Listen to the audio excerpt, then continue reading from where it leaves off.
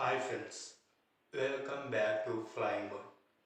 మీరు ఒకటి కాదు రెండు కాదు ఏకంగా 100 మొబైల్ మార్చినా సరే మీ ఫొటోస్ మీ దగ్గరే ఉంటాయి, ఎక్కడికి వెళ్ళవు.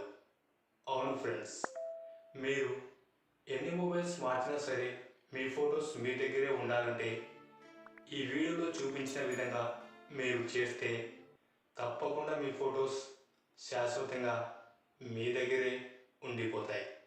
సరే, ఎలా చేయాలో చూద్దామా? మీరు ఇక్కడ రైట్ సైడ్ చూపిస్తున్నటువంటి గూగుల్ డ్రైవ్ అప్లికేషన్ ఓపెన్ చేయండి. ఓపెన్ చేసిన తర్వాత మీరు ఇక్కడ ఈ విధంగా ప్లస్ ఐకాన్ కనిపిస్తుంది కదా, ఈ ప్లస్ ఐకాన్పై క్లిక్ చేయండి.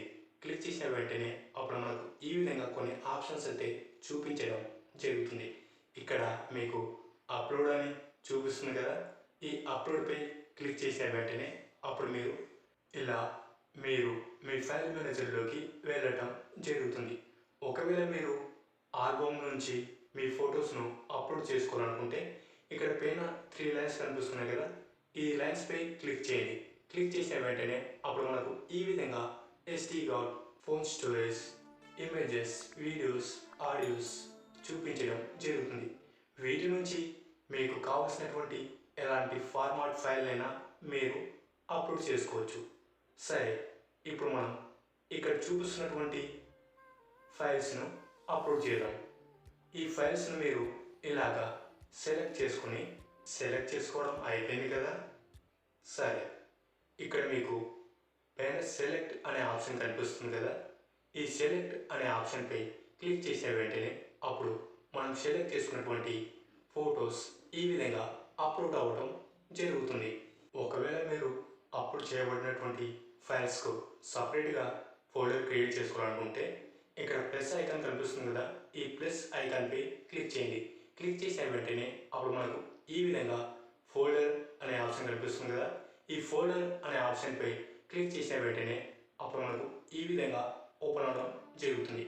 ఇక్కడ మీకు సంబంధించిన ఫోల్డర్ నేమ్ను ఎంటర్ చేసి క్రింద చూపిస్తున్నటువంటి క్రియేట్ అనే బటన్పై క్లిక్ చేసిన వెంటనే అప్పుడు ఈ విధంగా ఒక ఫోల్డర్ అనేది తయారవడం జరుగుతుంది.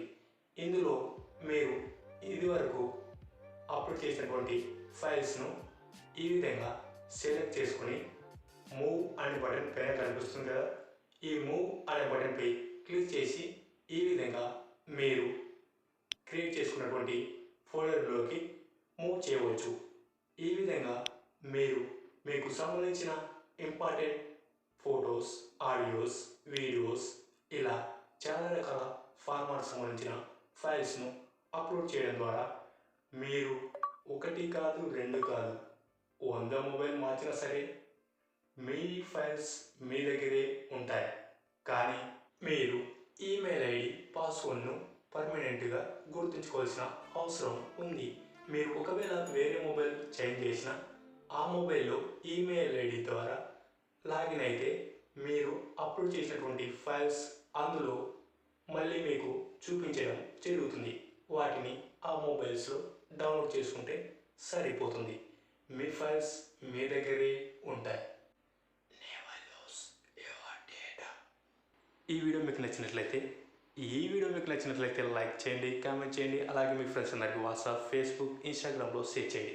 ఇలాంటి మరెన్నో ఇన్ఫర్మేటివ్ వీడియోస్ని మీరు మిస్ కాకుండా చూడాలనుకుంటే క్రింద ఉన్న బెల్ ఐకాన్ని క్లిక్ చేయడం ద్వారా మా ఛానల్లో వచ్చే వీడియోస్ని మీరు మిస్ కాకుండా చూడవచ్చు. Thank you for watching this video. Flying bird always at your services. Stay tuned for next video.